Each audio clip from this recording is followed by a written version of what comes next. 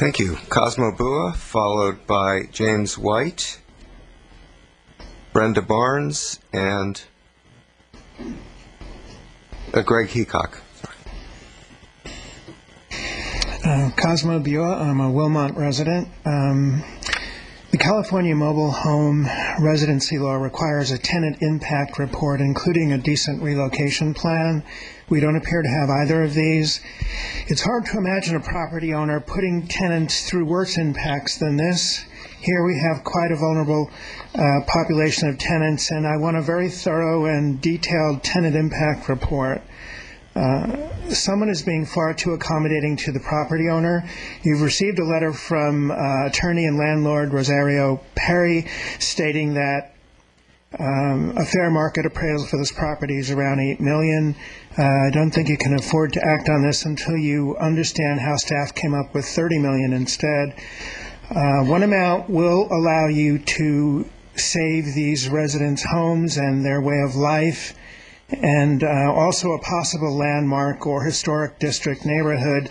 The other will be considered probably prohibitive. I do not believe you've been given what Councilman McKellen directed staff to bring to you, all of your possible options. Are there no protections for seniors, low income, or the disabled which might apply in this situation?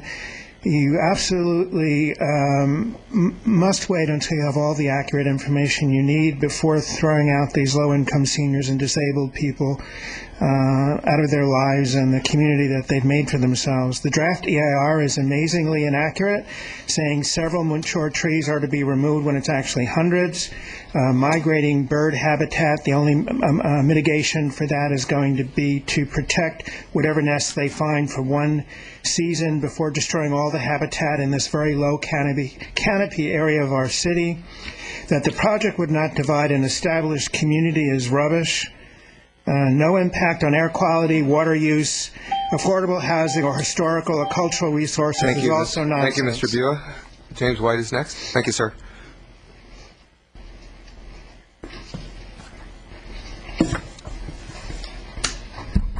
Good evening, Councilman. Good evening. And women.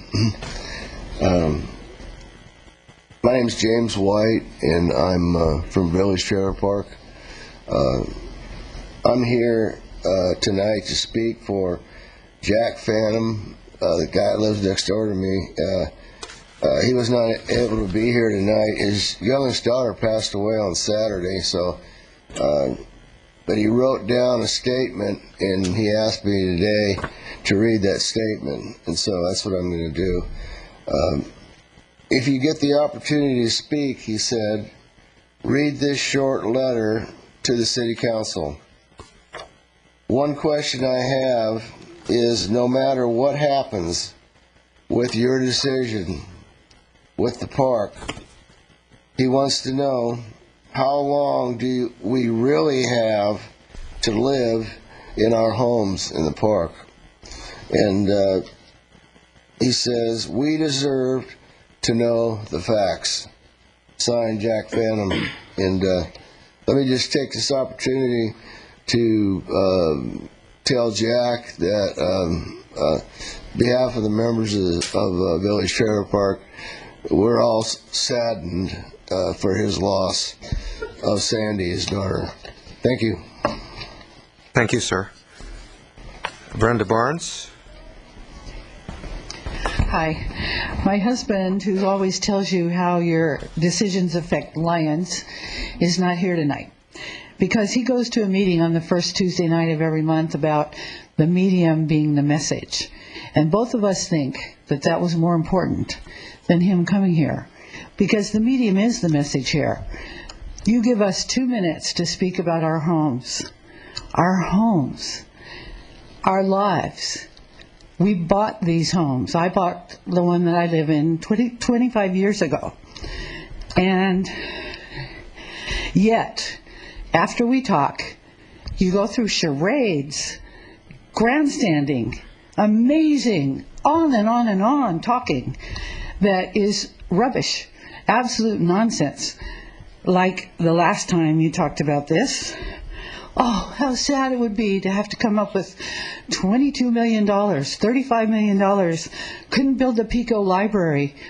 Ridiculous. Just like the man said before, this property is not worth more than $8 million unless you change all the zoning and let this development agreement go through. That's the bottom line. You have the choice. And if you make that choice improperly, then the land is valuable. But why? Why would anybody do that? Village Trailer Park is not, I've been looking at trailer parks for the last 5 years since we got a notice of closure of this one. Village Trailer Park is not a trailer park, not a commodity. It's a brand. It's a place that's not like any other trailer park I have seen in California, and I have looked. I have looked in the desert. I have looked in coastal communities. Most of them look like a car lot selling trailers. This is not like that. Thank you. Thank you. Thank you for your comments. Greg Heacock is next. Please, ladies and gentlemen, if you want to acknowledge the speaker, use your hands, but we ask you that you remain silent.